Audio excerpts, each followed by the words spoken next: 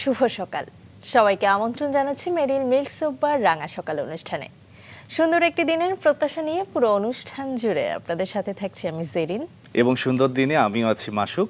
শুভ সকাল আমার তরফ থেকেও। প্রিয় দর্শক, সুন্দর দিনের কথা জেরিন বলছিল, সুন্দর দিন আগে ওকে শুভ সকাল জানাই। শুভ সকাল। শুভ সকাল মাসুক, কেমন আছো? আমি ভালো আছি, তুমি কেমন আছো? খুবই ভালো আছি। সুন্দর একটা দিন, এবং সুন্দর দিন আরো সুন্দর হয়ে ওঠে যখন মানুষের পুরো শারীরিক এবং মানসিক একটা প্রশান্তি থাকে বা সুস্থ থাকে। যদি যত্নের কথা বলা হয় তাহলে তুমি শরীরের কোন অঙ্গটার সবচেয়ে বেশি যত্ন নেবে? মাসুক, আমার মনে হয় চোখের, কারণ এটা সবচেয়ে সেনসিটিভ জিনিস। এটা যত্ন নেওয়ার সময় অনেক বেশি চিন্তা ভাবনা করে আসলে আমাদের নিতে হয় বা কাজ করতে হয়। একদমই সুন্দর বলেছ। আসলে প্রত্যেকটি অঙ্গই গুরুত্বপূর্ণ, কিন্তু চোখ দিয়ে যেহেতু আমরা এই সুন্দর পৃথিবী দেখি, সুন্দর বিশ্ব দেখি, সেহেতু চোখের তো একটা অবশ্যই আবেদন রয়েছে। চোখ নিয়ে কথা বলছিলাম এই কারণে যে আজকের অতিথি চোখ রিলেটেড বিষয়গুলোর সাথেই জড়িত। চলো, কে আছে আমরা দর্শকদেরকে জানিয়ে দিই। চল। প্রিয় দর্শক, আমাদের আজকের অতিথি বিশেষজ্ঞ চিকিৎসক লেফটেন্যান্ট কর্নেল অবসরপ্রাপ্ত ডক্টর মোহাম্মদ সাজিদুর রহমান। চলে যাচ্ছি তাকে স্বাগত জানাতে। শুভ সকাল। শুভ সকাল। শুভ সকাল। কেমন আছেন? আছি ইনশাল্লাহ, খুব ভালো আছি। সুন্দর একটি সকালে আপনাকে আমরা পেয়েছি, এবং এই সুন্দর সকালে আসলে আপনার শৈশব, কৈশোর সব কিছু নিয়েই জানবো। শুরুতেই ময়মনসিংহের হালুয়াঘাটে খুব সম্ভবত আপনার জন্ম হয়েছিল। জি। কেমন ছিল সে সময়ের হালুয়াঘাট? শৈশবের কথা জিজ্ঞেস করছিলেন। শৈশবটাই আমি যেটুকু মনে আছে, জন্ম তো আমার হালুয়াঘাটে, যেহেতু আমার বাবা সরকারি চাকরিজীবী ছিলেন, একজন ডাক্তার ছিলেন, সেই হিসাবে জন্মটাই ওখানে। কিন্তু আমার মনে করার যে জায়গাগুলো, আব্বু তখন পোস্টিং হয়ে হতো হালুয়াঘাট থেকে আসলেন কুলিয়ারচর। আচ্ছা। ওখানে আমার স্কুল জীবনটা, প্রাইমারি স্কুলটা শুরু। কুলিয়ারচরটা কি ময়মনসিংহ জেলাতেই? ময়মনসিংহ ডিস্ট্রিক্টে। আচ্ছা আচ্ছা। তখন আপনাদের হয়তো খেয়াল নাই, ময়মনসিংহ কিন্তু অনেক বড়, সবচেয়ে বড় বাংলাদেশের সবচেয়ে বড় বৃহত্তর ময়মনসিংহ ময়মনসিংহ বিভাগ আমরা বলে থাকি। তখন ওটার সঙ্গে কিশোরগঞ্জ একসঙ্গে ছিল, ইয়ে ছিল, নেত্রকোনা ছিল, টাঙ্গাইল ছিল, ময়মনসিংহ তো সদর ছিল। চারটা ডিস্ট্রিক্ট নিয়ে আসলে তখন ময়মনসিংহ জেলাটা ছিল। আচ্ছা। তো সেই হিসাবে আমরা ময়মনসিংহের মধ্যে ছিলাম। তো কুলিয়ারচরটা হলো বাজিতপুর এবং ভৈরবের মাঝামাঝি জায়গা। যাই হোক, ওখানে আমরা স্কুল জীবন শুরু হলো। প্রথম 1, 2, 3 ক্লাস 3 পর্যন্ত পড়লাম। তারপরে আব্বা পোস্টিং হয়ে চলে গেলেন নিকলি। আচ্ছা। কিশোরগঞ্জের নিকলিতে। কিশোরগঞ্জের নিকলিতে, আচ্ছা। হাওড়া এলাকা, যেটা ওখানে আমরা 2 বছর পড়লাম, থাকলাম। Class 4 class 4, class 5। ওখান থেকে আবার আমরা আব্বা পোস্টিং হয়ে চলে আসতো বাজিতপুর, সেটাও কিন্তু ময়মনসিংহে। একরকম বিভিন্ন জায়গায় আপনার ঘোরাঘুরি করা হচ্ছে, এবং একই সাথে জীবনের গতির সাথে সাথে তাল মিলে বিভিন্ন স্কুলেও আপনি ভর্তি হচ্ছেন, সেখানে বন্ধু বান্ধব হচ্ছে। যদি আপনার ছেড়েও আসতে হচ্ছে। হ্যাঁ, ছেড়েও আসতে হচ্ছে, এটা যদিও খুব কষ্টের। যদি আপনার জায়গা থেকে আপনাকে জানতে চাই যে কেমন প্রকৃতির মানুষ ছিলেন আপনি সে সময়টায়, দুরন্ত নাকি খুবই শান্ত? আমি খুব একটা শান্ত ছিলাম না, খুব একটা দুরন্ত ছিলাম। আচ্ছা। খুব একটা দুরন্ত ছিলাম না। তবে আপনি একটা জিনিস সবসময়, যাদেরকে আমার পরিচিতর মধ্যে, বন্ধুদের মধ্যে, যাকে আমার অপছন্দ হতো বা মনে ভাল লাগতো না, তার কাছ থেকে আমি এড়িয়েই চলতাম। তার সঙ্গে যে আমরা কনফ্লিক্টে যেতাম তা কিন্তু এটা এই জিনিসটা আমার সারা জীবনে ছিল। লক্ষণ হিসেবে চিন্তা করলে ধরা যায় যে আপনি খুবই শান্তি প্রিয় মানুষ ছিলেন, যে কোনো ঝামেলার মধ্যে আমি যেতে চাই না, তোমাকে যেহেতু আমি পছন্দ করি না, আমি তোমার কাছ থেকে দূরে। Exactly. পরিবারে কে কে ছিল? দাদা দাদি, চাচা চাচি? আমরা তো অনেক বড় পরিবার, মানে 9 ভাই নয় ভাই বোন। বলা যায়। আচ্ছা। তার মধ্যে আমি মেজো, ও আমার উপরে 4 জন, নিচে 4 জন। আচ্ছা, একদমই মাঝামাঝি একদম পর্যায়ে। মাঝামাঝি। তো সেই হিসেবে বাবা মা ছিলেন। আর আমি যখন ছোটবেলার কথা মনে, দাদা দাদিও আমার পেয়েছি, নানা নানিকেও আমি পেয়েছি। তো বেশ বিরাট একটা বিষয়। আমার ফ্যামিলিতে এখন পিছন দিকে তাকাই আমি চিন্তা করি যে আমার দিকটা অনেকটা, মাদার সাইডটা অনেকটা সাংস্কৃতিক মনা ছিল। আচ্ছা আচ্ছা, দারুণ। তো আমার বাবার সাইডে যারা ছিলেন তারা ম্যাক্সিমামই কঠোর পরিশ্রমী ছিলেন। দাদা তো আসলে কৃষিকাজের সাথে সম্পৃক্ত ছিল, তখন তো তাই ছিল। আর আব্বা ওখান থেকেই পড়ালেখা করে আসছেন। তো ওই জিনিসটা এইভাবেই আমরা বড় হয়েছি আর কি। আর স্মৃতিচারণ যদি করতে বলেন, যে ছোটবেলার স্মৃতি কেমন ছিল এই গল্পটা তাহলে শুনবো। আমি তবে স্যার আপনার সম্পর্কে আমাদের কাছে কিছু তথ্য রয়েছে, আমরা একটু দর্শকদের ওই জিনিসটা আগে একটু জানিয়ে আসতে চাই। আচ্ছা বলেন। লেফটেন্যান্ট কর্নেল অবসরপ্রাপ্ত ডাক্তার মোহাম্মদ সাজেদুর রহমান স্কয়ার হাসপাতালের অপথলমোলজি বিভাগের সিনিয়র কনসালট্যান্ট পদে দায়িত্ব পালন করছেন। তিনি সম্মিলিত সামরিক হাসপাতালের অপথলমোলজি বিভাগের একজন চক্ষু বিশেষজ্ঞ হিসেবে দীর্ঘ 15 বছর দায়িত্ব পালন করেছেন। Lieutenant colonel doctor Mohammad Sajedur Rahman Mymensingh medical college থেকে এমবিবিএস শেষে ঢাকা বিশ্ববিদ্যালয় থেকে ডিও সম্পন্ন করেন। পরে জার্মানির হামবুর্গ ইউনিভার্সিটি থেকে এমডি সম্পন্ন করে সেখানে রেটিনা এবং লেজার সার্জারি বিষয়ে ফেলোশিপ গ্রহণ করেন। তিনি জার্মানি থেকে ফ্যাকো এবং রেটিনাল লেজারের উন্নত প্রশিক্ষণ গ্রহণ করেন। Lieutenant colonel doctor Mohammad Sajedur Rahman Bangladesh vitreo retina society এর প্রতিষ্ঠাতা এবং বর্তমান সদস্য। এছাড়া জার্মানির অকুলার ইনফেকশন অ্যান্ড হাইজিনের editorial member, American society of ophthalmology এবং বাংলাদেশ অপথলমোলজি সোসাইটি এর মেম্বার হিসেবে যুক্ত আছে। দর্শক, ফিরে যাই অতিথির কাছে। স্যার, স্মৃতিচারণের প্রসঙ্গে ছিলাম, একটু শুনতে চাই আপনার মুখ থেকে। আমি এটা পিছন থেকে শুরু করি, মানে শুরুর থেকে। ওই যে আগে বললাম যে আমার মায়ের দিকটা, দাদার বাড়ি এবং নানা বাড়ি সম্পূর্ণ আলাদা ছিল। একটু ছোট্ট করে জানবো যে দাদার বাড়িটা কোথায় ছিল? দাদার বাড়ি ছিল হলো ফুলপুর থানায়, ময়মনসিংহে ফুলপুর। আর নানার বাড়িও কিশোরগঞ্জে ছিল। আচ্ছা আচ্ছা, যাক, কিশোরগঞ্জে ছিল। সবাই আমরা ময়মনসিংহে ছিলাম। যাই হোক, তো কুলিয়াচরে যখন ক্লাস 1, 2, 3 পড়তাম, তা আমার বড় বোন, এই যে বললাম সাংস্কৃতিক মনা ছিল, তখন উনি ইউনিভার্সিটিতে পড়তেন বা ইডেন কলেজে পড়তেন। আচ্ছা। তা আমরা থাকতাম কুলিয়াচরে, আপা ওখানে পড়ালেখা করতো। ঢাকায় ছুটিতে যখন আসতো তখন তার মধ্যে দেখতাম ওনাকে পাওয়ার জন্য আমরা খুবই উদ্বিগ্ন থাকতাম। তো উনি এসে বিভিন্ন প্রোগ্রাম করতেন। আচ্ছা। তার মধ্যে আমাদের একটা মনে আছে, হসপিটালগুলো তো তখন আগে মাঠের মধ্যে বিরাট, সামনে বিরাট জায়গা থাকতো, পাশে অনেক জায়গা থাকতো, ফুটবল খেলা যেত, এরকম বড় বড় জায়গা নিয়ে, আর লোকজন কম ছিল। তো এটা আমি বলতেছি 1963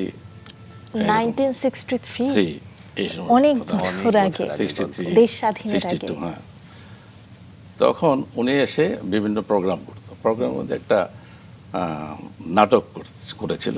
আচ্ছা। নাটকটার নাম আমার মনে নাই। সেই নাটকের মধ্যে আমার একটা রোল ছিল। আচ্ছা।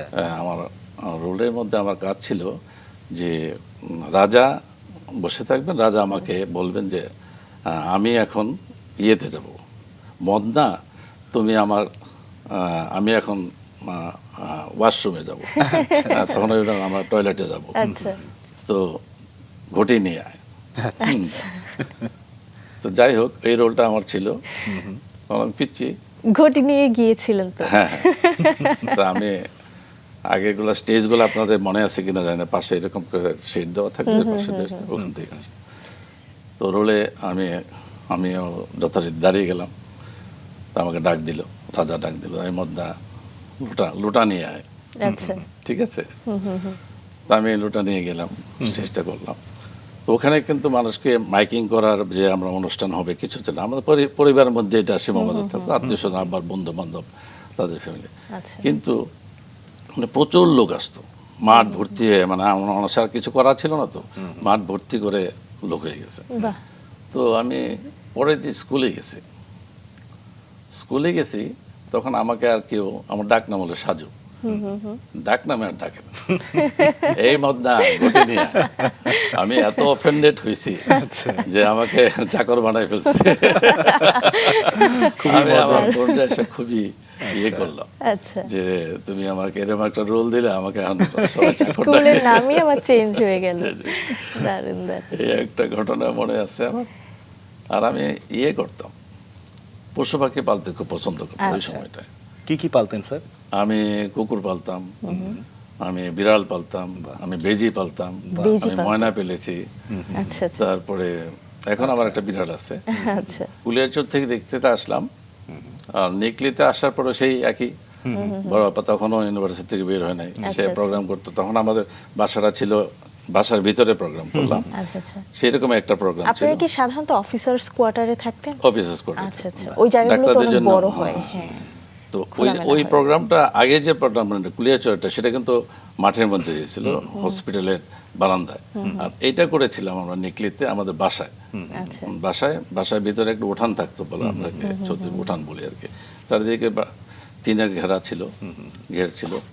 তো ওখানে আমরা যখন অনুষ্ঠান করতেছি, জি ওই সময় আমার খুব একটা মতো রোল ছিল কিনা আমার মনে নাই। আচ্ছা তো বাইরের মানুষ কিভাবে যে জেনে গেছে আমি জানি না। আচ্ছা আচ্ছা আমার বাসায় বাইরের থেকে ওই দিক থেকে উকি দিচ্ছে, ওই দিক থেকে উকি দিচ্ছে।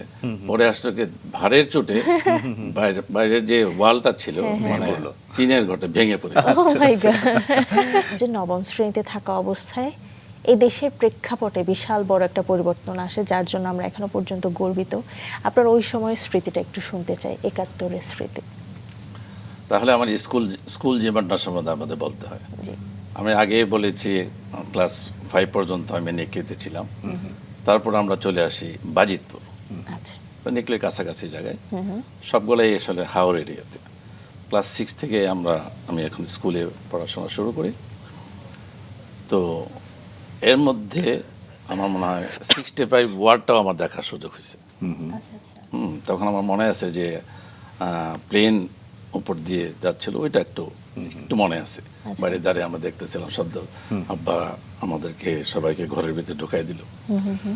তো যাই হোক, ওখানে পার হয়ে যখন আসলাম 6 থেকে পড়া শুরু করলাম, ওখানে ক্লাস 8 বা 9-এ ওই সময় আসলে মানে ইয়েটা শুরু হলো, ৭১-এর আন্দোলনটা শুরু হলো। আচ্ছা। ওই সময় স্মৃতিতে যেটা মনে আছে, আমরা মিছিলে যেতাম আচ্ছা এবং মিছিলে একটা স্লোগান আমার মনে আছে, জি আয়েব শাহী গুন্ডা শাহী। আচ্ছা আচ্ছা আচ্ছা আয়েব শাহী গুন্ডা শাহী, আচ্ছা হরতাল হরতাল, আচ্ছা বাজিতপুরেই। বাজিতপুরে। আচ্ছা এবং আমরা স্কুল থেকে লাইন ধরে বের হতাম, স্কুলের পোশাক পরা অবস্থাতে। স্কুলের কথা পড়া অবস্থায় হ্যাঁ হ্যাঁ লাইন ধরে বের হতাম। কে আমাদেরকে অর্গানাইজ করতো আমরা জানি না। ও আচ্ছা আচ্ছা হ্যাঁ, কিভাবে আসতাম আমরা শুধু এইটুকু মনে আছে, আমি স্কুলের সামনে, আর স্কুলটা ছিল আমার পুকুরের 4টা দিক হয়তো, একদিকে ছিল পুকুর, একদিকে ছিল স্কুল, তার উল্টা দিকে ছিল আমার বাসা। আচ্ছা আচ্ছা তার বাম পাশে সাইডে ছিল একটা মসজিদ, ডান পাশে ছিল হোস্টেল। আচ্ছা স্কুলের হোস্টেলটা। তো ওইটাই যেতাম। তারপরে আস্তে আস্তে ওখানে একদিন মোনায়েম খান ছিলেন তখন গভর্নর, 69-10-এর দিকে ঘটনা, গভর্নর ছিলেন উনি। ওনার বাড়িও কিন্তু বাজিতপুরেই ছিল। আচ্ছা আচ্ছা উনি আমাদেরকে অ্যাড্রেস করার জন্য স্কুলে আসলেন। স্কুলে এসে উনি বক্তৃতা দিচ্ছেন। একটা কথা আমার শুধু মনে আছে যে উনি বলতেছে যে এই স্কুল প্রতিষ্ঠা করেছে আমি, তোমরা পড়ালেখা করো, পড়ালেখা ছাড়া আর কিচ্ছু করবো না, কোনো পলিটিক্স করবো না, কোনো কিছুতে যাবো না, পড়ালেখা করো। আর যদি তা না করো, যে হাতে জ্বালিয়েছি প্রদীপটিকে নিভিয়ে ফেলেবো সেই প্রদীপটিকে। আচ্ছা আচ্ছা তখন এটুকু মনে আছে আমার। জি তারপরে একটু পরে দেখলাম যে তার আশেপাশে কানে কানে কি বলতেছে মঞ্চে এসে। তো উনি তাড়াতাড়ি করে উঠে চলে গেলেন, আচ্ছা হেলিকপ্টার করে চলে গেলেন। বিকালবেলা তখন খবর পেলাম যে উনি পদত্যাগ করেছেন। আচ্ছা। ওকে ওকে স্যার, সে সময়ের উত্তাল সময়টা সম্পর্কে একটু শুনতে চাই, যে আপনার যেহেতু কৈশোর বয়স, আপনার মনে আসলে ওই জিনিসটা ভীষণভাবে প্রভাব ফেলার কথা, কারণ ইতোপূর্বে আপনি কখনো এই ধরনের পরিস্থিতিতে পড়েননি। না, তো সে সময়ের আপনার মানসিক অবস্থাটা বা শিক্ষা জীবন কিভাবে ব্যাহত হচ্ছে, এই জিনিসগুলো একটু শুনতে চাই। আচ্ছা, এখন এখানে আমি ৭১-এর মুক্তিযুদ্ধটাই কিছুটা সামনে নিয়ে আসি। জি আমরা তো ওখানে মিছিল টিছিল বললাম, উনি চলে গেলেন। জি তারপরে যুদ্ধ শুরু হলো। যুদ্ধ শুরু হওয়ার পরে আমরা যে জিনিসটা রেডিও থেকে জানতে পেতাম, তো যুদ্ধ শুরু হওয়ার পরে লোকজন ঢাকার থেকে আসা শুরু হলো। এটা বোধহয় 25শে মার্চে পরেটের হবে ডেটটা। আমাদের বাসার সামনে দিয়েই ওই রাস্তা, স্কুল এবং আমার বাসা মাঝখানে পুকুর, তার সাথে একটা রাস্তা ছিল, এটা মেইন রোড ছিল। ওই রাস্তা দিয়ে লোকজন যাচ্ছে যাচ্ছে ওদিকে যাচ্ছে, কোথায় যাচ্ছে আমরা জানি না। কিছু কিছু লোকজন দেখে আমাদের বাসায় আসতো, এসে কেউ খাওয়া দাওয়া করতো, থাকতো। আব্বা তাদেরকে অ্যারেঞ্জমেন্ট করতো, 1-1.5 থেকে পরের দিন আমার তো রওনা হয়ে গেছে। আব্বা ওষুধ টষুধ দিয়ে দিত, হাঁটতে ঢাকা থেকে আসছে। আমার বোন তখন ঢাকা থেকে থাকেন, বোনের বিয়ে হয়ে গেছে তখন, বড় বোন আর কি। আচ্ছা, তো আমরা খুব কনসার্ন ছিলাম। এইটুকু মনে আছে যে ওই সময়, তারপরে তো সশস্ত্র যুদ্ধ শুরু হলো। সশস্ত্র যুদ্ধের সময় আমাদের বাসায় এসে উঠলো হিন্দু অনেকগুলো পরিবার। আচ্ছা আচ্ছা, আমাদের বাসাটা দোতলা ছিল, কাঠের দোতলা বাসা ছিল, বাংলো টাইপের। তো ওখানে দোতলায় ওনাদেরকে রাখা হতো, ওনারা থাকতেন। এক বেজ আসতো, আরেক বেজ চলে যেত।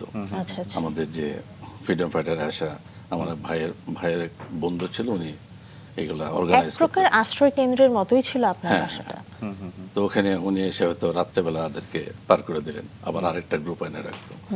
আবার কাছাকাছি আবার তখন একটা রাজাকার বাহিনী তৈরি হয়েছিল। আচ্ছা রাজাকাররাও কিছু কিছু আশেপাশে কোথাও কোথাও থাকতো আর কি। তা আব্বা যেহেতু ডাক্তার ছিলেন, আব্বা মুক্তিযুদ্ধ রাত্রেবেলা দেখতাম অনেক সময় চলে গেছেন মুক্তিযোদ্ধাদের হেল্প করার জন্য। ওকে কোনো সময় মুক্তিযোদ্ধারা আসছে বা বাসায় আসছে চিকিৎসা নেওয়ার জন্য, মানে পরিবারে। আব্বা পরে বলতো, তেমন কিছু বলতো না, কিন্তু ফিস ফিস ফিস ফিস আওয়াজ শুনে বুঝতাম যে সামথিং ইজ গোয়িং অন। তো ওদেরকে চিকিৎসা দিয়ে দিত। আবার হসপিটালে অন্যদের যে চিকিৎসা, অন্যরা আসতো, ওদেরকেও চিকিৎসা দিত। আচ্ছা, এগুলো তখনও পাকিস্তানি বাহিনীর কান তখন পর্যন্ত আমাদের এখানে পৌঁছায়নি? আসে নাই। আচ্ছা আচ্ছা তারপরে এক সময় রাজাকারা হয়ে গেছে, রাজাকারা তখন পাকিস্তানের আন্ডারেই শাসন করতেছে ওখানে। আপনাদের বাড়িতে যে এরকম মুক্তিযোদ্ধাদেরকে আসলে একরকম শেল্টার দেওয়া হচ্ছিল, সে সময় রাজাকাররা আপনাদেরকে কোনো রকম বাধাবিঘ্ন সৃষ্টি করেনি বা কোনো ওরা ওই যে হিন্দুরা যে আমাদের বাসায় ছিল, ওরা জানতে পারেনি। জানতে পারে? তো ওরা ঘর থেকে বের হতো, 10-12 দিন থাকতো, এই বেশ চলে যেত, আবার হয়তো রাত্রেবেলা। আমার এক বড় ভাইয়ের বন্ধু ছিলেন, উনি এইগুলো অর্গানাইজ করতো আর কি। আচ্ছা, আচ্ছা। হ্যাঁ, নিয়ে আসতে থেকে ওদেরকে তো শেল্টার দেওয়া হতো। এবং খুব যখন আমরা শুনতে পেতাম যে আর্মি আসবে আসবে আসবে, তো তখন আমরা খুব স্কেয়ার্ড থাকতাম। এরা তো রাজাকার যারা ছিল আশেপাশে, আমাদের বাসায় কখনো আসে না ওরা, বাট জানতাম যে এরা ভয়ে থাকতাম। তো তারপরে একদিন আসলে আর্মি আসলো আচ্ছা আপনাদের বাসায়? আমাদের বাসায় না, এলাকায়? বাজিতপুরে এলাকায় আসলো। আমাদের বাজারটা কাছেই ছিল, বেশি দূর না। তো ওই জায়গাতে আসার পরে আমরা দেখতে পেলাম, এবং আমরা দেখতে যখন গেলাম তখন আমাদেরকে ধাওয়া করলো আর কি। যাই হোক, কোনোভাবে স্কেপ করে আমরা বাসায় চলে আসলাম। তারপরে দেখলাম নৃশংস একটা জিনিস আমার এখনো চোখের মধ্যে বাজে। সেটা হলো যে ওই জায়গার একটা হিন্দু ছেলেকে, ওই যে রাস্তাতে বললাম লোকজন আসা যাওয়া করতো, একটা হিন্দু ছেলেকে যার বাসায় সে আশ্রয় নিয়েছিল, সেই বাড়ির যে আশ্রয়দাতা তাকে ধরে নিয়ে যাচ্ছে আর্মির কাছে। আচ্ছা, এটা সে সময় আপনার মনে বেশ একটা প্রভাব ফেলেছিল? ওই লোকটা তখন চিৎকার করতেছে, আমাকে বাঁচাও, আমাকে বাঁচাও, আমাকে বাঁচাও। চারিদিকে ঘিরে আছে, আর আমরা তো তখন ঘুরতে বেরোতে পারতেছি না। আবার জানলা দরজা সব বন্ধ করা, আমি দরজার ফাঁক দিয়ে কিছু কিছু দেখতেছি। এটা আমার কাছে এখনো কানে বাজে, যে আমরা এত অমানুষ কি, যার কাছে আমি আশ্রয় নিলাম সেই ভদ্রলোক আবার মানে ইয়ে ছিল, মানে তার পরিচিত ছিল, তাকে বিশ্বাস দিয়েই তো তার কাছে আশ্রয় নিয়েছে। তাকে ধরে নিয়ে গিয়ে এই আর্মির কাছে তুলে দেওয়া হলো। এবং সত্যি তাই জেরিন, যুদ্ধ মানেই আসলে নৃশংসতা, বিশ্বাসঘাতকতা, রক্তপাত, ধর্ষণ, নানা ধরনের অত্যাচার। এবং যুদ্ধর আসলে আমরা এখনো এত মহানভাবে স্মরণ করি বা শ্রদ্ধা ভরে স্মরণ করি আসলে এত ত্যাগ এবং এত কিছুর কারণেই। এই বিষয়টা নিয়ে আসলে অনেক গল্প করলেও কম হবে। আমরা আসলে স্যারের জীবন সম্পর্কে আরো সামনের দিকে আগাই। স্যার, আপনি ছোটবেলায় পছন্দ করতেন ফার্মেসিতে পড়তে, আপনি চেয়েছিলেন যে ফার্মেসিতে পড়বো, কিন্তু যখন আপনি কলেজ জীবন শেষ করলেন, আপনার সামনে যখন সুযোগ আসলো ফার্মেসিতেও পড়ার এবং একই সাথে মেডিকেলেও পড়ার, আপনি ফার্মেসিতে বাদ দিয়ে তখন মেডিকেল ভর্তি হলেন। এটার কারণ কি ছিল? আচ্ছা, এই যে প্রশ্নটা আপনি করবেন, আমি আসার সময় মনে মনে চিন্তা করতেছি আসলে আমার কি লক্ষ্য ছিল। তখন আমি চিন্তা করে ছোটবেলায় সামনে যেটা আছে সেটাই করব। আচ্ছা, যেটা ছোটবেলায় সবারই হয়। হ্যাঁ, সামনে এটা ভালো লাগছে এটা করব। তো পড়ালেখায় খুব বেশি ভালো ছিলাম, আবার খুব বেশি খারাপ ছিলাম তাও না, আচ্ছা মাঝামাঝি ছিলাম। তো স্কুলে মোটামুটি ভালোই রেজাল্ট করতাম। তো সেই জিনিসটা হয়েছে আমার সামনের থেকে আমার এক বন্ধু ছিল, সে রেজাল্ট ভালো করতো। তো সে আবার হোস্টেলে থাকতো, বললাম না হোস্টেলে এবং পাশাপাশি আমাদের বাসা ছিল, সে হোস্টেলে থাকতো। তো আমি চিন্তা করলাম যে ও তো সাংঘাতিক পড়ে, সারাদিন পড়তেছে, হ্যাঁ রাত্রেও পড়তেছে। তখন তো আমরা হারিকেন জ্বালায় পড়তাম, হারিকেন জ্বালায় পড়তাম। আমার এক নিজস্ব একটা ইয়ে ছিল, আমরা ভাই বোন অনেকজন ছিলাম। তো আমি সবসময় ইন্ডিভিজুয়ালিটি পছন্দ করতাম। আমার নিজস্ব একটা টেবিল থাকতো, হ্যাঁ হারিকেন থাকতো, নিজস্ব টেবিল ছিল, চেয়ার ছিল, বইগুলো গোছায় রাখতাম। আর অন্যান্য ভাই বোনরা সব ইয়েতে বসে। আর আমরা কিন্তু এখানে বলে রাখি, আমরা কিন্তু বড় ভাইয়ের প্যান্ট আমি পরতাম, বড় ভাই যখন বড় হয়ে গেল তার প্যান্টটা আমি পরতাম, তার বইটা আমি পাইতাম। এইভাবেই কিন্তু আমরা বড় হয়েছি, উত্তরাধিকার সূত্রে। তো এখন তো ও কেমনে, ও কিভাবে এত ভালো করতেছে, তো দেখলাম রাত্রেবেলা অনেকক্ষণ পড়ে। তো আমিও রাত্রে যারা পড়া শুরু করলাম। তো ওইটা সে বুঝে গেল। বুঝে যাওয়ার পরে সে করে কি, লাইটটাকে কমাই দিয়ে একটা মশারি টশারি টানে ওই চিপা এরকম করে পড়তাম। এইটাকে আমি একদিন দেখে ফেললাম যে সে তো পড়তেছে, লুকিয়ে পড়ছে। তো আমিও তখন এটা শুরু করলাম। সে আবার ওইটা আবার সে দেখলো, হ্যাঁ সে আমাকে আবার পরের দিন সে স্কুলে বলতেছে, হ্যাঁ তুমি লাইট জ্বালায় মনে করো, আমি বুঝি নাই, তুমি তো লাইট জ্বালায় পড়তেছিলে, আমি দেখে আসছি। এই ধরনের একটা কম্পিটিশন এইভাবে একটা আমাদের কম্পিটিশন স্কুল লাইফে থাকে। যে বন্ধুটার কথা বলতেছি, সেই বন্ধুটা এখন জাজ ছিলেন, যা রিটায়ার করছেন। যাই হোক, এইভাবে আমরা পড়ালেখা করছি। তারপরে যখন ইন্টারমিডিয়েট মেট্রিক পাস করার পরে আমি বাজিতপুরেই পড়ালেখা করেছি, মেট্রিক পাস করেছি। মেট্রিক পাস করার পরে আমি চলে আসলাম আনন্দমান কলেজে, ময়মনসিংহ। তখন এসে আসলে ইন্টারমিডিয়েট পাস করার পরে আমি চিন্তা আসতে থাকলো যে কি করব আমি। তখন বাবা মারা চাইলো যে তুমি ডাক্তারি পড়ো, যেহেতু আব্বা ডাক্তার। স্যার, আপনার শিক্ষা জীবনের এমন একটা পর্যায়ে আছে যেই জায়গাটা আপনার জন্য অনেক বেশি গুরুত্বপূর্ণ, এবং সেই পড়াশোনার ধাপটার কারণে আজকে এত দূর, এত প্রতিষ্ঠিত, এত সুপরিচিত একজন মানুষ আপনি। আপনার মেডিকেল কলেজে ময়মনসিংহ জায়গাটা আপনার জন্য অনেক বেশি আমার মনে হয় আপন, কারণ এখানে জন্ম, বেড়ে ওঠা, শিক্ষা জীবন সব কিছুই এখানে। ময়মনসিংহ মেডিকেল কলেজে পড়ার স্মৃতিগুলো একটু ছোট করে শুনতে চাই। ময়মনসিংহ মেডিকেল কলেজটা আসলে আমাদের জীবনই বলা যায়। ময়মনসিংহে বেড়ে ওঠা, মেডিকেলে ভর্তি হওয়ার পরে পড়ালেখা শুরু করলাম সবার সঙ্গেই, সবার সাথেই গেলাম। তখন তো হলেই থাকতেন? না, আমি সারা জীবনই বাসায় থেকেছি। আচ্ছা আচ্ছা আচ্ছা। আমি সাইকেলে করে যেতাম। আমার ইমিডিয়েট ছোট একটা ফুফাতো ভাই ছিল, আমরা দুইজনে একই সাইকেলে যেতাম।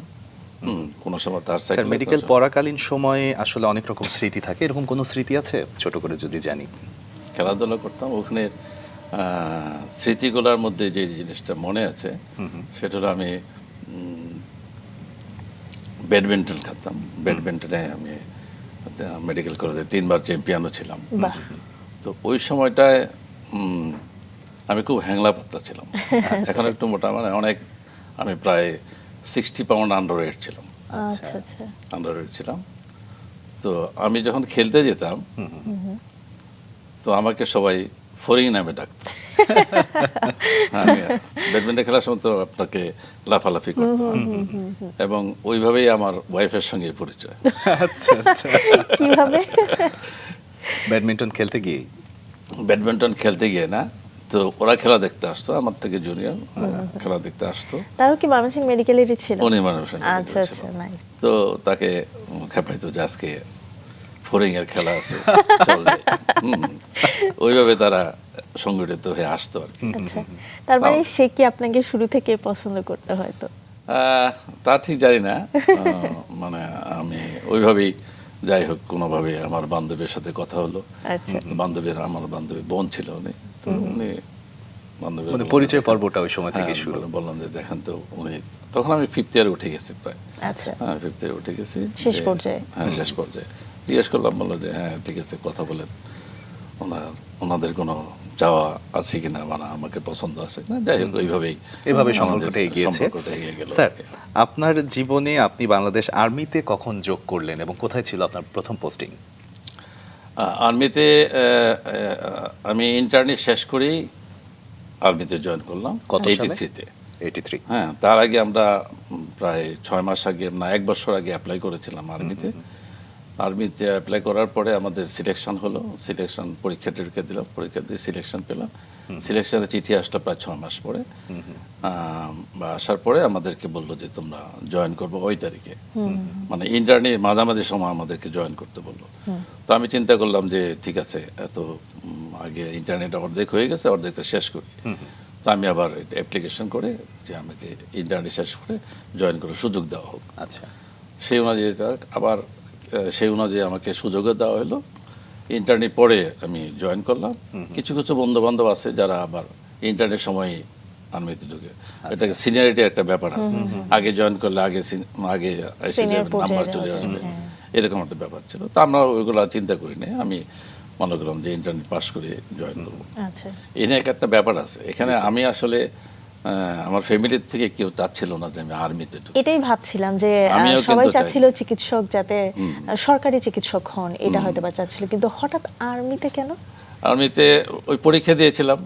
এখানে একটা ব্যাপার আছে, আমরা যখন ইন সার্ভিস ট্রেনিং ছিল, আমরা যখন আর্মি ডাক্তারিতে ঢুকি, তখন তো আমরা ঢোকা এবং চাকরিতে ঢোকা এটা কনফার্ম ছিল, এই জন্য নাম ছিল ইন সার্ভিস ট্রেনিং।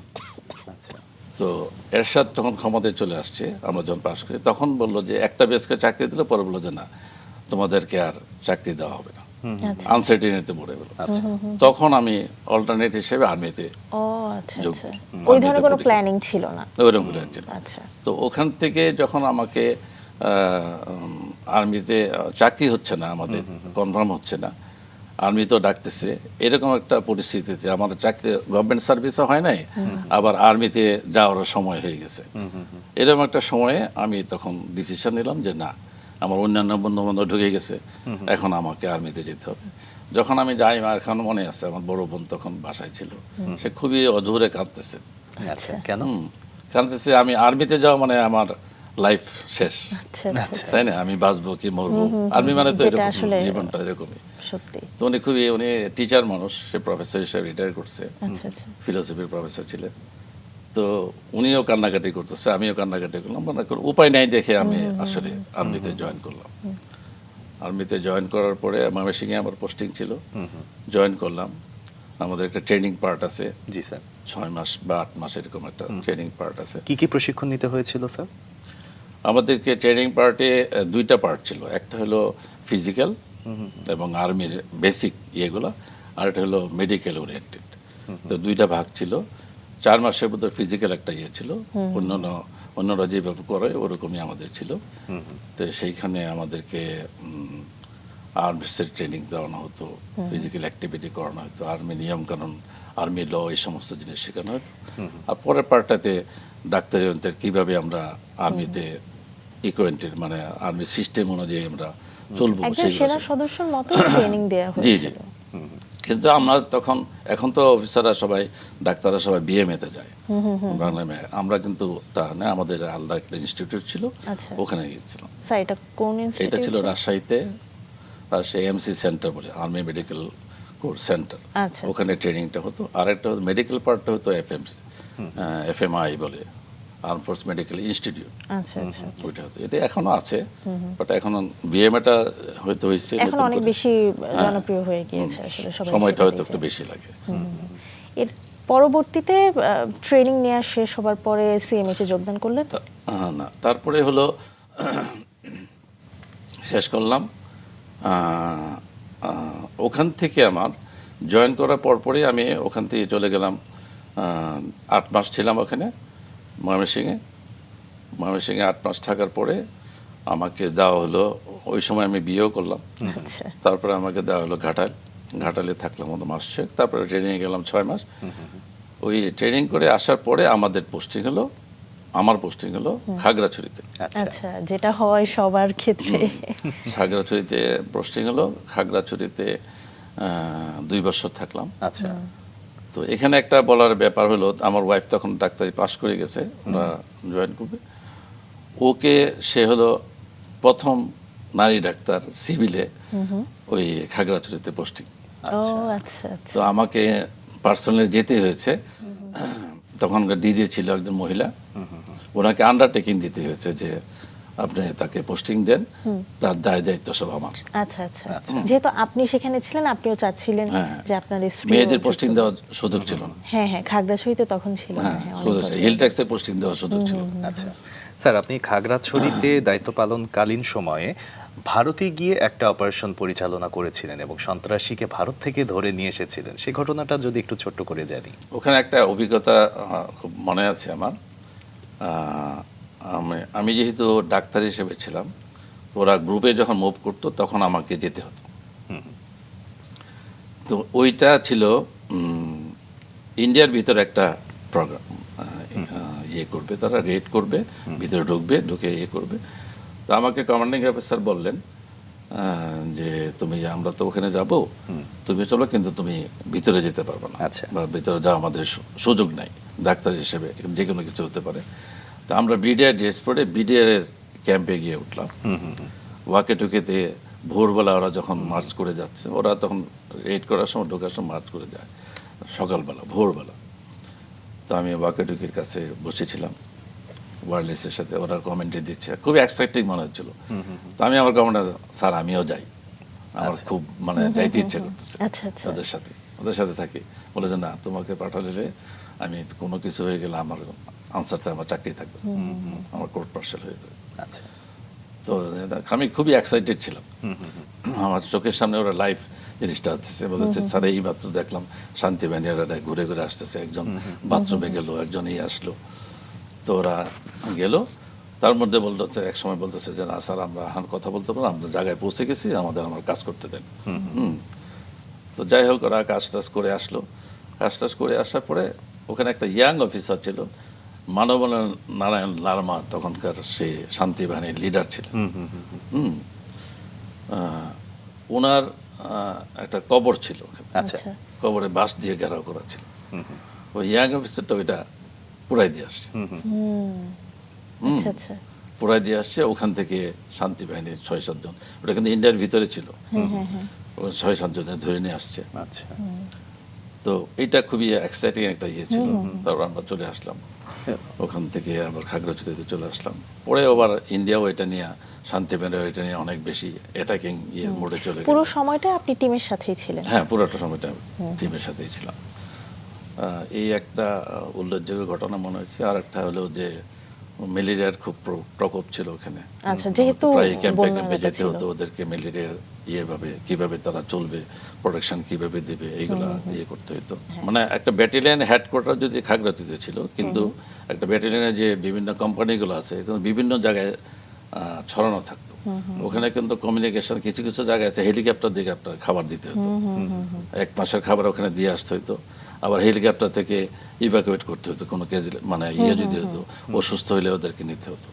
এটা 24 আওয়ার্স হেলিকপ্টার আমাদের জন্য রেডি থাকতো। আচ্ছা। স্যার, আপনি এমডি ডিগ্রি অর্জনের জন্য জার্মানিতে গিয়েছিলেন পড়াশোনা করতে।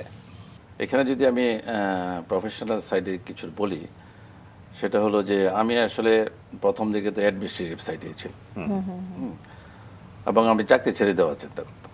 আচ্ছা। 5 বছর, তখন আমাকে বললো যে না, 5 বছর না হলে তুমি চাকরি ছাড়তে পারবে না। আচ্ছা আচ্ছা। এটা কি আর্মিতে? আর্মিতে।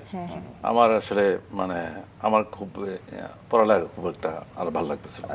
আমি বিদেশ যাব, বিদেশে চাকরি করবো, টাকা পয়সা, সুন্দর জীবন কাটাবো, এরকম একটা ইচ্ছা আমার মধ্যে ছিল। তাই করে চেষ্টাও করতেছিলাম।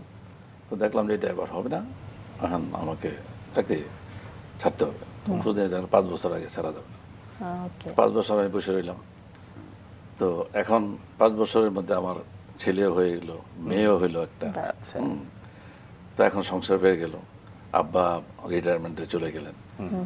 তো উনি এবার সাপোর্ট, আমরা যেহেতু চাকরি ছিলাম, আমার সংসার সাপোর্টটা লাগবে, সাপোর্টটা আমি ওরকম ভাবে আর পাচ্ছিলাম না। তখন চিন্তা করলাম যে না, এখন তো যাওয়া ঠিক হবে না। তো তারপরে আমি স্পেশালিটি চিন্তা করলাম। আচ্ছা। স্পেশালিটিতে চিন্তা করতে গিয়ে আমার দেখলাম আশেপাশে দেখলাম যে আমার ভাই আছে, আমার অন্যান্য আছে, অপথলমোলজিটা ইয়ে লাগে। তো আগেও আমি বলতেছিলাম যে আমার কিন্তু কোনো স্পেসিফিক গোল ছিল না যে আমি এইটা করবো, এটা সামনে যেটা আসে এটা যেটাকে করতেছি। উপযুক্ত মনে এবং হয়েছে ওই এবং সিচুয়েশনে। যে কাজটা করতাম আমার সিনসিয়ারলি করতে ইচ্ছা করতো। হ্যাঁ, হ্যাঁ। আমি হোল হার্টেডলি করতাম। তো যেমন আর্মিতে থেকে আমি আর্মিতে ঢোকার আগে আমি বাইরে যাওয়ার চেষ্টা করছি, ঢোকার পরেও চাকরি ছাড়া হোল হার্টেডলি চেয়েছি। তো চাকরিতে ঢোকার পরে 5 বছরের পড়াশোনা শুরু করলাম, অপথলমোলজিতে চান্স পেলাম, পরীক্ষা দিতে হয় আর্মিতেই, পরীক্ষা দিয়ে চান্স পেলাম। চান্স পাওয়ার পরে তারপরে আমি অপথলমোলজিতে ঢুকে গেলাম। ঢুকে যাওয়ার পরে আমার যাওয়ার কথা পড়তে, কিন্তু আমার ভ্যাকেন্সি ছিল না দেখে আমি যাইতে পারতেছিলাম না, যে আমার তো পিজিতে পড়তে যেতে হবে, মানে ঢাকা ইউনিভার্সিটি ডিও করতে যেতে হবে। তো ওইটার আবার 2টা পার্ট আছে, ডিওর আবার 2টা পার্ট, একটা হলো ট্রেনিং পার্ট আর একটা হলো একাডেমিক পার্ট। তো ওইটার জন্য এই যে ইউনিভার্সিটি যাওয়ার আগে আমাকে 3 বছরের জন্য আমাকে আবার পাঠিয়ে দিল স্টাফ কলেজে। তখন আমি ছিলাম কুমিল্লাতে, বিডিআরে ছিলাম। ওখান থেকে আমাকে পোস্টিং দিয়ে কুমিল্লা থেকে ঢাকায় আসলাম। ঢাকা থেকে আমি স্টাফ কলেজে 3 বছর করলাম। করার পর সংক্ষেপে বলে দিচ্ছি, স্টাফ কলেজ থেকে আমি আবার সিএমএইচে পড়তে আসলাম। সিএমএইচে ইয়ে করার, ট্রেনিং করার অবস্থাতেই আমার জার্মানির একটা কোর্স আসলো। সেটা আবার আর্মি হেডকোয়ার্টারে একটা ফরেন কোর্স অ্যাব্রড একটা সিলেকশন বোর্ড আছে, সেই বোর্ডের আমাদেরকে ইন্টারভিউতে ডাকলাম আমরা 3 জন। তো 3 জনকে যাওয়ার পরে আমরা পরীক্ষা দিলাম। পরীক্ষা দেওয়ার পরে আমি 1 নম্বর সিলেক্টেড হতে পারলাম। আমার সিনিয়র যে ছিলেন উনি হলেন, আমি 2 নম্বর, আমার জুনিয়র যে সে 3 নম্বর। আচ্ছা। একটাই পোস্ট ছিল। তো এখন সেই ভদ্রলোক 1 নম্বর যে ছিল কোনো কারণে উনি বাদ পড়ে গেছেন, যে কোনো এসসি। তো সেকেন্ড ম্যান হিসেবে আমি চলে আসলাম সামনে। তো বাই দিস টাইম আমার হলো কি, আমি একাডেমিক ঢাকা সিএমএইচে মানে ট্রেনিং পার্টটা কমপ্লিট করে আমি চলে গেছি পিজি ইয়েতে, এনআইওতে, ঢাকা ইউনিভার্সিটির রানে, ওখানে ডিএ পড়তে করে চলে গেলাম। ওখানে যাওয়ার পরে আমি শুনলাম যে আমার সিলেকশন হয়েছে ওখানে যাওয়ার জন্য। তখন 2 নম্বরে জার্মানি যাব না ট্রেনিং কোর্স করবো। তখন এই ডিসিশনটা আমি আর নিতে পারি না, তখন অথরিটি ডিসিশন জানে না। তুমি যেহেতু চলে গেছো, পড়া শেষ করো, জার্মানি কোর্স থাকুক আর না থাকুক, তুমি এই কোর্স শেষ করেই যাবা, যদি থাকে যাবা, না থাকলে থাকবা। তো যাই হোক, তো আলটিমেটলি আল্লাহ আমার ফেভার করছে অনেক, যে আমি কোর্স করে শেষ করে আসলাম। আমার এখনো মনে আছে 95-এর জুলাইয়ের 31 তারিখে পরীক্ষা শেষ, মানে লাস্ট ভাইবা দিলাম। ভাইবা দেওয়ার পরে বেরিয়ে দেখি যে একজন সিপাহি দাঁড়ায় আছে। স্যার আমাদের ডিজিএমএস বলে, ডাইরেক্টর মেডিকেল, আপনাকে যাইতে বলছে। তো 2টা বেজেছে, এখন তো স্যার নাই, তো কালকে সকালে যাব। সকালে যাব এই কথা বলে সকালে গেলাম। স্যার বললো যে তুমি গেট রেডি, তুমি 7 তারিখে, অগাস্টের 7 তারিখে যাবা জার্মানিতে। তো 7 দিন সময় আমাদের, এর মধ্যে পাসপোর্ট টাসপোর্ট ভিসা টিসা যা যা করার সব আমরা করে দেবো। তো ওখানে স্যার কতদিনের কোর্স করলেন? ওখানে আমরা 2 বছর। 2 বছর। 2 বছর পর যখন দেশে ফিরলেন তখন কোথায় দায়িত্ব পালন করলেন? দেশে ফিরে আমি আসলাম হলো ইয়েতে, ঢাকা সিএমএইচে পোস্টিং হলো। আচ্ছা। ঢাকা সিএমএইচে আমি কাজ করা অবস্থায় 3 বছর কাজ করার পরে আবার 2001 সালে আমি জার্মানি থেকে আসলাম হলো 95-এ গেলাম অগাস্টে, 97-এর অগাস্টে ফেরত আসলাম। আচ্ছা।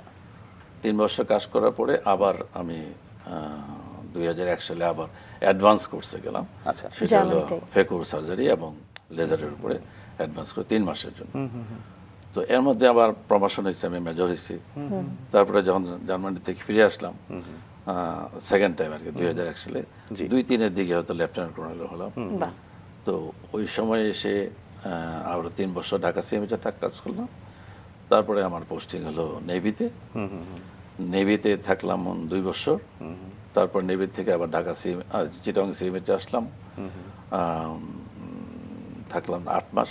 আচ্ছা। তারপরে ওখান থেকে আসলাম আবার ঢাকা সিএমএইচে। ঢাকা সিএমএইচে 3 মাস চাকরি করলাম, 3 বছর করার পরে আবার পোস্টিং হলো আমার বগুড়াতে। জি জি। তো বগুড়াতে আর আমি গেলাম না, আমি অপশন দিলাম যে না আমি আর যাব না, আমি আর চাকরি করতে চাই না। অনেক হয়েছে আর্মিতে। আমি আর চাকরি করতে চাই না, আমি এখন বেরিয়ে যেতে বাই দিস টাইম আমার টেনিয়রও 25 বছর পুরো হয়ে গেছে, আমি ইচ্ছা করলে বেরিয়ে যেতে পারি। দেখ এগুলো অন্যান্য কাহিনী। তো এই সময়ের মধ্যে একটা জিনিস আমি বলতে চাই যে এখানে আমি যখন বললাম যে আগের থেকে আমার মনের থেকে চাই যে এই জিনিসটা এটা আমার করতে ইচ্ছা করে, আমি অন্য কিছু দিয়ে চিন্তা আমি কাজটা কিভাবে করব। আমি জানি যে আমার প্রফেশনে যদি আমি কাজের মধ্যে না থাকি তাহলে যে আমি যে স্পেশালিটি ডেভেলপ করেছি, হ্যাঁ, সেটা আমাকে আগায় নিতে পারবে না। এরকম যদি গ্যাপ পড়ে 2 বছর 3 বছর যদি একটা গ্যাপ পড়ে যায়, হ্যাঁ, আর্মি চাকরিতে পোস্টিং এর থাকবেই, 3 বছর পরে এখান থেকে এখানে যাবে, এটাই স্বাভাবিক, এটাই স্বাভাবিক নিয়ম। সেই অনুযায়ী আমি 1 বছর তখন আমি যে স্পেশালিটি ডেভেলপ করেছি ভিট্রেরিনারি সার্জারির উপরে আমি কোর্স করেছি, পড়ালেখা করছি, 2 বছর ট্রেনিং, 2.5 বছর ট্রেনিং নিয়েছি। তো ওই সময়টা আমার আর পাবো না। এই জন্য আমি কাজের দিকে মনোযোগ, আমি কিভাবে কাজ করব সেটার দিকে আমার মনোযোগটা অনেক বেশি ছিল। যেভাবে আমি কাজ করতে পারি, যেই প্ল্যাটফর্মে গিয়ে আমি কাজ করতে পারবো সেই প্ল্যাটফর্মে আমি থাকবো। যেখানে পোস্টিং এর এসেছিল সেই জন্য ওটা আমি ওরকম ভাবে করতে পারতেছিলাম। সেই জন্য আমি চেষ্টা করেছি যে কাজটা আমি কিভাবে করব, সে কিভাবে আমি করতে পারি সেটার দিকে আমি আগে যাওয়া। স্যার, আপনার অভিজ্ঞতার জায়গাগুলো ভীষণ সমৃদ্ধ, আপনি বিভিন্ন জায়গায় কাজ করেছেন এবং দেশের বাইরে থেকেও ডিগ্রি নিয়ে এসেছেন। আপনার কাছে জানতে চাই যে বাংলাদেশের প্রেক্ষাপটে আসলে বাংলাদেশে চোখের উন্নত চিকিৎসা এবং আধুনিক চিকিৎসা কেমন হচ্ছে? এই সময়টা আমি মনে করি যে বাংলাদেশের চোখের যে কিছু কিছু জায়গায় খুবই অল্প জায়গায় একটু দুর্বল জায়গা রয়ে গেছে। বাকিগুলাতে আমি মনে করি না যে বিদেশের কোনো স্ট্যান্ডার্ড থেকে আমাদের স্ট্যান্ডার্ড কোনো অংশে কম। স্কয়ার হসপিটালে পরবর্তীতে যোগদান করলেন কত সালের দিকে? এবং আমি 2009 সালে আমি স্কয়ার হাসপাতালে চলে আসলাম। রিটায়ারমেন্ট করে আমি স্কয়ার হাসপাতালে চলে আসলাম। জি। স্কয়ার হাসপাতালে কাজ করলাম। আমি স্কয়ারকে অনেক ধন্যবাদ দেব যে আমি একটা কাজ করার সুযোগ পেয়েছি, মানে একটা প্ল্যাটফর্ম পেয়েছি, যেগুলো আপনি শিখে এসেছেন, যেগুলো আপনি জনকল্যাণে কাজে লাগাতে চাচ্ছিলেন। সেটার প্ল্যাটফর্মটা এই জন্য বলতেছি কারণ আমাদের অনেক ইকুইপমেন্ট লাগবে, কস্টলি ইকুইপমেন্ট, হ্যাঁ, এই ইকুইপমেন্টগুলো সব জায়গায় ছিল না। আমার যতটুকু মনে আছে যে আমি যখন এই ভিট্রেরিনারি সার্জারির উপরে ট্রেনিং করি, ফেলোশিপ করি, বাংলাদেশে আমি আসার পরে আমি বোধহয় 3rd ব্যান্ড ছিলাম। আচ্ছা, 3rd ব্যান্ড হোল বাংলাদেশ। এবং আমার এত লম্বা ট্রেনিং করা তখন বোধহয় বাংলাদেশে কেউ ছিল না। এখন আছে কিনা আমি জানি না, বাট এখন তো অনেক কিছু হয়েছে, এখন সেন্টার অনেক হয়েছে। তখন স্কয়ার হাসপাতালেই আমাদের বাইরে সিএমএইচে আমি ডেভেলপ করেছিলাম, স্কয়ার হাসপাতালে বাইরে হয়েছে। আর তখন বাকিগুলা কিছু কিছু জায়গায় হারোনাই হসপিটাল, এনআইওতে হচ্ছে মাত্র। আচ্ছা, এই অবস্থায় আমি স্কয়ার হসপিটালের প্ল্যাটফর্মে গেলাম। তো এই প্ল্যাটফর্মে এসে কাজ শুরু করলাম। এবং যখন আমি স্কয়ারে গেলাম, স্কয়ারে যাওয়ার পরে আমি প্রথমে আমি তাদের ওটিটা দেখতে চাইলাম যে আসলে আমি এখানে কাজ করতে পারবো কিনা। দেখলাম যে না। তখন কর্পোরেট হসপিটাল কিন্তু স্কয়ার ছিল, ইউনাইটেড ছিল, আর ইয়ে ছিল, অ্যাপোলো ছিল। ওই দুইটাতে কোনোটাতেই এই ফ্যাসিলিটি ছিল। তো এই ফ্যাসিলিটি যেহেতু আছে, তখন আমি এখানে কাজ করার জন্য বাছাই করে নিলেন, সুযোগটা নিলাম। তো আরেকটা জিনিস আমি এখানে মনে পড়তেছে আমার, যে আমরা কিন্তু বাঙালিরা বাংলাদেশে মানুষকে অ্যাপ্রিসিয়েট করতে জানি না। সত্যি। আপনি একটা কষ্ট করবেন, আপনি একটা কাজ করবেন, হ্যাঁ, অ্যাপ্রিসিয়েশন, বিশেষ করে অ্যাপ্রিসিয়েশনটা কারা করে? যারা সিনিয়র থাকে, তাই না? আর যাদেরকে আমরা চিকিৎসা দিই তারা আমাদেরকে ভালোবাসা দেয়, একদম, যে আপনি এটা ভালোবাসেন। এই জিনিসটা আমি বাংলাদেশে আমি কারো কাছ থেকে অনেক কষ্ট করেছি জীবনে, অনেক কষ্ট করে রাতে 2টা 3টা পর্যন্ত অপারেশন করছি, 6 ঘন্টা 7 ঘন্টা অপারেশন করেছি। জি, হ্যাঁ, এমন মনে আছে স্কয়ার হাসপাতালে আমি রোজা করে 3টা অপারেশন করেছি। রোজা ওটি টেবিলে আমি পানি খেয়ে রোজা ভাঙছি। অ্যাপ্রিসিয়েশন পেয়েছি আমি যখন জার্মানিতে কাজ করি, তখন এক্সপ্রেশন পেয়েছি। স্কয়ারে এমডি সাহেবের কাছ থেকে আমি অ্যাপ্রিসিয়েশন পেয়েছি আমার একটা কাজে। তিনি অসাধারণ ভালো একজন মানুষ এবং স্যার এটা আমার কাছে অ্যাপ্রিসিয়েশনটা খুবই স্মরণীয় একটা ইসে, যে আমার উনি অ্যাপ্রিসিয়েট করে আমাকে লিখেছেন, মানে আমাকে ইয়ে দিয়েছেন, নোট যে দিয়েছিলেন। হ্যাঁ নোট দিয়েছেন, আমার মোবাইলে SMS এ দিয়েছেন, you did a wonderful job, keep it up, এরকম একটা জিনিস। এরকম জিনিসগুলো আমি বাইরে যখন আমি প্রফেসরের সাথে কাজ করতাম, উনি বলতেন, তখন তো আমরা ট্রেনিং পিরিয়ড, উনি বলতেন যে সাজেদ, তাকে আমি বলতো হাই মায়র, জার্মান ভাষায় বলতো হাই মায়র, আচ্ছা, ইউ ডিড ওয়ান্ডারফুল। তো অ্যাপ্রোচটা যদি এইভাবে না হয়, এইভাবে হলে সেকেন্ড টাইম দেখো তো অ্যাপ্রোচটা এইভাবে করলে কেমন হয়, তাতে আমি বুঝে গেলাম যে উনি আমাকে কি বলতে চাচ্ছেন। আর আমাদের দেশে হলো কি সিনিয়র বলে, হ্যাঁ কি করছো, জি এটা- জি, এটা কোনো জিনিস হলো না। এই সমস্যাগুলোই হয়। তবে স্যার কিছু অ্যাপ্রিসিয়েশন হয়তো ঈশ্বর প্রদত্তই হয়ে থাকে, আমরা ঈশ্বরের কাছ থেকে হয়তো বা পাবো কোনো না কোনো দিন। স্যার অনেক ধন্যবাদ। পুরো সময় জুড়ে মনে হচ্ছিল যে আপনার গল্পগুলো আরো অনেক বেশি শুনি, গল্প ফুরোচ্ছিলই না, কিন্তু যেহেতু আমাদের সময় স্বল্পতা রয়েছে শেষ করতেই হচ্ছে। স্যার অসংখ্য ধন্যবাদ, অনেক অনেক শুভকামনা থাকলো আপনার জন্য। আপনাদেরকে শুভকামনা রইল, মাছরাঙ্গাকেও শুভকামনা। আসসালামু আলাইকুম।